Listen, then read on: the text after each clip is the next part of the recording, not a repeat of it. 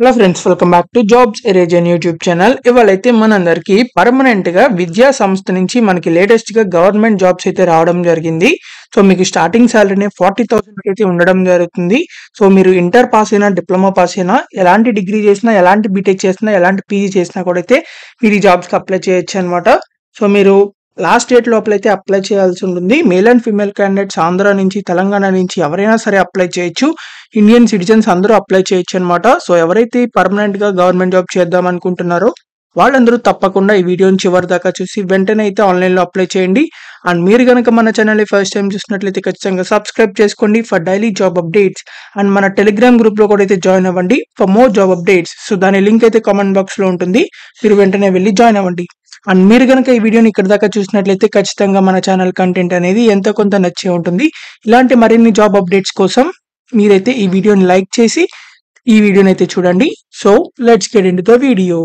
మనందరికీ అయితే కేంద్ర ప్రభుత్వ సంస్థ అయిన నేషనల్ ఇన్స్టిట్యూట్ ఆఫ్ టెక్నాలజీ నుంచి అయితే మనకి లేటెస్ట్ గా రిక్రూట్మెంట్ అయితే రావడం జరిగింది. సో మీరు ఇక్కడ చూసుకోవచ్చు, ఎన్ఐటి కాలేజ్ కి సంబంధించి ఈ రిక్రూట్మెంట్ అన్నమాట. సో ఇక్కడ మీకు నాన్ టీచింగ్ ఉద్యోగాలకి అయితే వీళ్ళు డైరెక్ట్ రిక్రూట్మెంట్ అయితే చేస్తున్నారు. వేరియస్ టైప్స్ ఆఫ్ ఉద్యోగాలు అయితే ఉన్నాయి నాన్ టీచింగ్ సంబంధించి.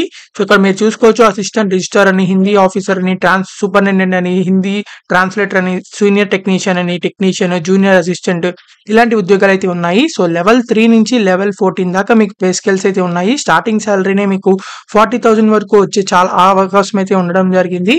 సో ఇక్కడ మీకు డిఫరెంట్ జాబ్స్ కి డిఫరెంట్ క్వాలిఫికేషన్స్ అయితే ఉన్నాయి. ముందుగా మనకి ఇక్కడ జూనియర్ అసిస్టెంట్ ఉద్యోగాలకి అయితే చూద్దాం. సో దీనికైతే మీరు ఇంటర్ పాస్ అయితే సరిపోతుంది, మీరైతే ఈ జాబ్ కి అప్లై చేయొచ్చు. సో మీరు ఎలాంటి ఇంటర్ పాస్ అయినా అప్లై చేయొచ్చు అనమాట. మీకల్లా జస్ట్ టైపింగ్ వస్తే సరిపోతుంది. అలాగే కంప్యూటర్ కి సంబంధించి ఎక్సెల్ షీట్ అని, వర్డ్ డాక్యుమెంట్ అని, ఇలాంటివి ఉంటారు చూసారా. సో అవన్నీ కూడా అయితే రావాలన్నమాట. So MS word, MS Excel ఇవన్నీ ఈజీనే కాబట్టి తప్పకుండా మాక్సిమం అందరికీ వచ్చే ఉంటుంది. కాబట్టి ఇంటర్ పాస్ అయిన వాళ్ళందరూ తప్పకుండా అప్లై చేసుకోండి. సో 27 ఇయర్స్ వరకు అప్లై చేయొచ్చు అనమాట. సో ఎస్సీ ఎస్టీ క్యాండిడేట్స్ ఇంకా ఎక్స్ట్రా 5 ఇయర్స్ వరకు అప్లై చేయొచ్చు. అండ్ ఓబీసీ క్యాండిడేట్స్ ఇంకా ఎక్స్ట్రా 3 ఇయర్స్ వరకు అప్లై చేయొచ్చు. అలాగే పీడబ్ల్యూడీ వాళ్ళు ఇంకా ఎక్స్ట్రా 10 ఇయర్స్ వరకు అప్లై చేయొచ్చు అనమాట. సో ఇక్కడ మీకు టెక్నీషియన్ ఉద్యోగాలకు కూడా మీకు ఇంటర్ పాస్ అయితే సరిపోతుంది విత్ సైన్స్ అని చెప్పి ఇచ్చారు. అంటే ఎంపీసీ కానీ బైపీసీ కానీ చేసిన వాళ్ళు ఈ టెక్నీషియన్ ఉద్యోగాలకి అయితే అప్లై చేయొచ్చు. అలాగే మీకు ఇక్కడ డిప్లొమా ఇన్ ఇంజనీరింగ్ అని చెప్పి ఇచ్చారు. సో మీరు డిప్లొమా చేసినా కూడా అయితే అప్లై చేసుకోవచ్చు అనమాట. అంటే పాలిటెక్నిక్ అని ఉంటారు చూస్తారా, డిప్లొమా అని. సో ఆ డిప్లొమా ఎలాంటి డిప్లొమా చేసినా కూడా అయితే మీరు అప్లై చేసుకోవచ్చు. దీనికి కూడా ఏజ్ లిమిట్ అనేది 27 ఇయర్స్ ఉంది. ఏజ్ రిలాక్సేషన్స్ అనేవి నార్మల్ గా అయితే ఉండడం జరుగుతుంది ఇందాక చెప్పిన విధంగా.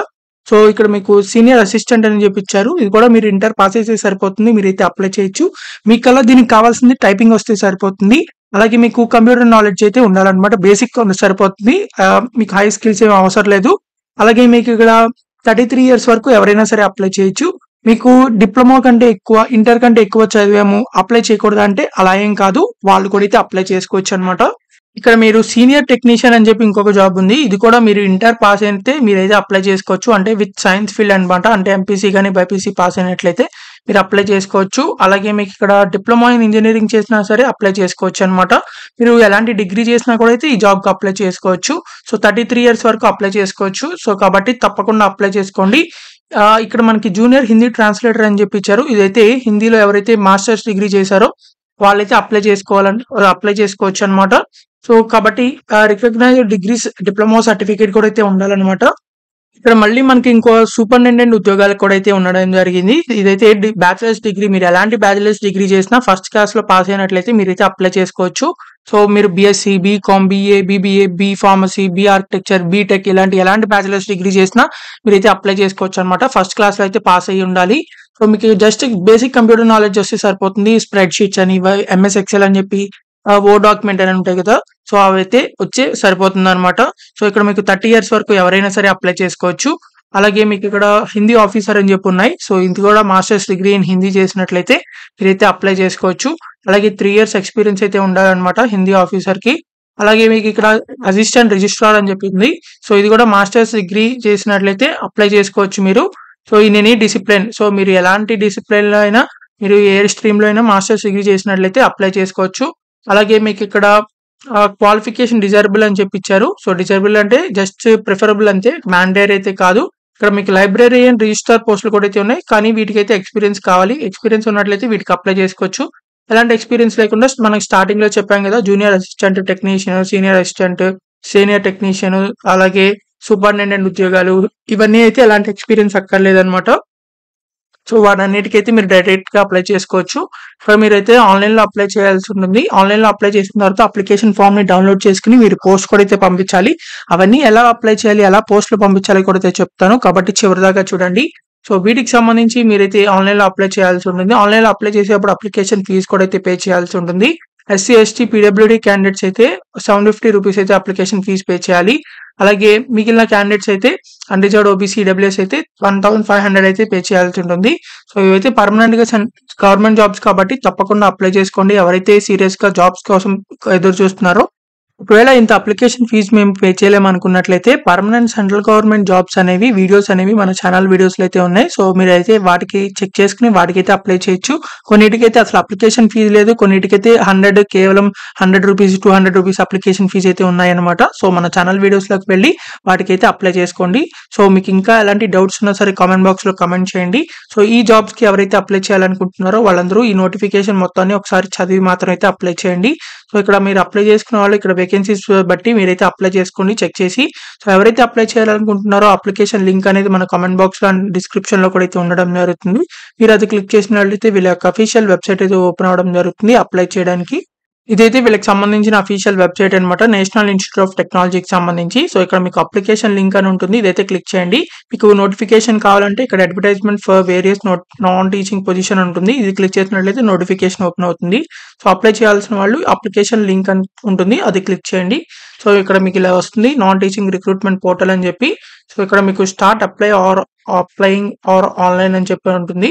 సో అదైతే క్లిక్ చేయండి. ఆ అప్లై చేయడానికి అయితే వెబ్సైట్ అయితే ఓపెన్ అవడం జరుగుతుంది.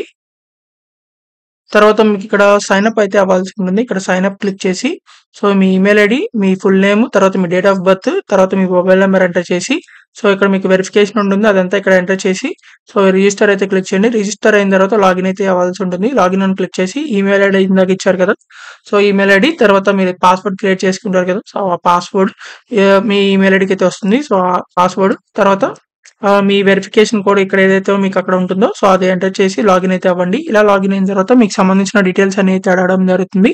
సో డీటెయిల్స్ అన్ని అయితే ఎంటర్ చేయండి. ఎంటర్ చేసిన తర్వాత మీరైతే మీకు సంబంధించిన డాక్యుమెంట్స్ అవన్నీ కూడా అయితే అప్లోడ్ చేయాల్సి ఉంటుంది ఏవైతే అడిగారో.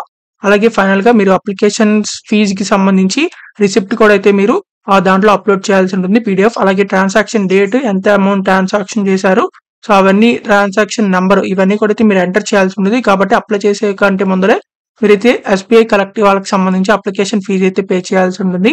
సో ఆ ఫీజుకి పేమెంట్ లింక్ కూడా అయితే మన కామెంట్ బాక్స్ లో డిస్క్రిప్షన్ లో ఉంటుంది. సో అది క్లిక్ చేసినట్లయితే అఫీషియల్ పేమెంట్ లింక్ అయితే ఓపెన్ అవడం జరుగుతుంది పే చేయడానికి. మీకైతే అప్లికేషన్ ఫీజు పే చేయడానికి ఇలా ఎస్బీఐ కలెక్ట్ వాళ్ళకి సంబంధించి ఇలా వెబ్సైట్ అయితే ఓపెన్ అవడం జరుగుతుంది. లింక్ క్లిక్ చేసినట్లయితే సో ఇక్కడ మీకు ఎడ్యుకేషనల్ ఇన్స్టిట్యూషన్స్ అని ఉంటుంది, సో ఇది క్లిక్ చేయండి.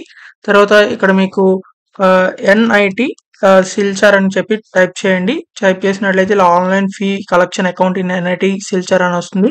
సో ఇది క్లిక్ చేయండి. క్లిక్ చేసిన తర్వాత ఇక్కడ మీకు సెలెక్ట్ ఎనీ కేటగిరీ దగ్గర క్లిక్ చేసి కిందకి స్క్రోల్ చేసినట్లయితే application fees for non faculty recruitment అని ఉంటుంది. సో ఇదైతే క్లిక్ చేయండి. క్లిక్ చేసిన తర్వాత మీ నేమ్, అలాగే మీ ఫాదర్స్ నేమ్, ఏ పోస్ట్ కి అప్లై చేస్తున్నారు ఆ post name, email ID, mobile number, category, application fee ఎంత పే చేస్తున్నారు. సో అన్రిజర్వ్డ్ ఓబీసీ, ఈడబ్ల్యూఎస్ అయితే 1500, ఎస్సీ ఎస్టీ పీడబ్ల్యూడీ 750 అది ఎంటర్ చేసి సో మీ మొబైల్ నెంబర్ మళ్ళీ సేమ్ మొబైల్ నెంబర్ ఎంటర్ చేయండి, మీ ఈమెయిల్ ఐడి ఎంటర్ చేయండి. టిక్ బాక్స్ మీద టిక్ చేసి అక్కడ మీకు ఏదైతే క్యాప్చా కనబడుతుందో అది ఎంటర్ చేసి నెక్స్ట్ మీద క్లిక్ చేసినట్లయితే ఇలా వెరిఫై పేమెంట్ డీటెయిల్స్ కి అయితే వెళ్ళడం జరుగుతుంది. సో ఆ పేమెంట్ డీటెయిల్స్ అనేది ఎంటర్ వెరిఫై చేసేసిన తర్వాత సో పేమెంట్ అయితే కంప్లీట్ అనేది చేయాల్సి ఉంటుంది. సో మీరు ఆన్లైన్ లో అయితే అప్లై అంటే పేమెంట్ చేయొచ్చు అనమాట, డెబిట్ కార్డ్ ద్వారా కానీ, క్రెడిట్ కార్డ్ ద్వారా కానీ, ఆర్ యూపీఐ ద్వారా కానీ. తర్వాత ఫైనల్ గా కంప్లీట్ చేసిన తర్వాత పేమెంట్ ప్రింట్ రిసిప్ట్ అనేది వస్తుంది. సో మీరు ఆ రిసిప్ట్ ని మీరైతే డౌన్లోడ్ చేసుకోవాల్సి ఉంటుంది ప్రింట్ చేసి. మీరు డౌన్లోడ్ చేసుకున్న తర్వాత ఆ పీడిఎఫ్ ని మీరు ఆన్లైన్ లో కూడా అయితే అప్లికేషన్ ఫిల్అప్ చేసేటప్పుడు దాంట్లో అప్లోడ్ చేయాల్సి ఉంటుంది. అలాగే ఆ రిసిప్ట్ లో ట్రాన్సాక్షన్ ఐడి ఉంటుంది, నెంబర్, అలాగే డేట్, అలాగే ఎంత పే చేశారు, ఇవన్నీ డీటెయిల్స్ కూడా అయితే మీరు ఎంటర్ చేయాల్సి ఉంటుంది అప్లికేషన్ ఫీ అప్లై చేసేటప్పుడు. సో కాబట్టి తప్పకుండా ఇలా పేమెంట్ చేసి అప్లై చేసుకోవచ్చు. మీకు ఇంకా ఎలాంటి డౌట్స్ ఉన్నా సరే కామెంట్ బాక్స్‌లో కామెంట్ పెట్టండి. ఖచ్చితంగా రిప్లై అయితే ఇవ్వడం జరుగుతుంది. అండ్ మీకు ఇంకా ఎలాంటి జాబ్స్ కావాలో అది కూడా కామెంట్ చేయండి.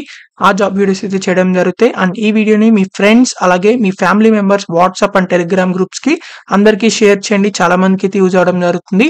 అండ్ మీకు గనుక ఇలాంటి సెంట్రల్ గవర్నమెంట్ జాబ్స్ మళ్ళీ కావాలనుకున్నట్లయితే మన ఛానల్‌ని సబ్స్క్రైబ్ చేసుకోండి. ఇంకా మీరు సబ్స్క్రైబ్ చేసుకున్నట్లయితే అండ్ మన టెలిగ్రామ్ గ్రూప్‌లో కూడా అయితే జాయిన్ అవ్వండి. దాని లింక్ అనేది కామెంట్ బాక్స్‌లో ఉంటుంది. పిన్నెడ్ కామెంట్‌లో.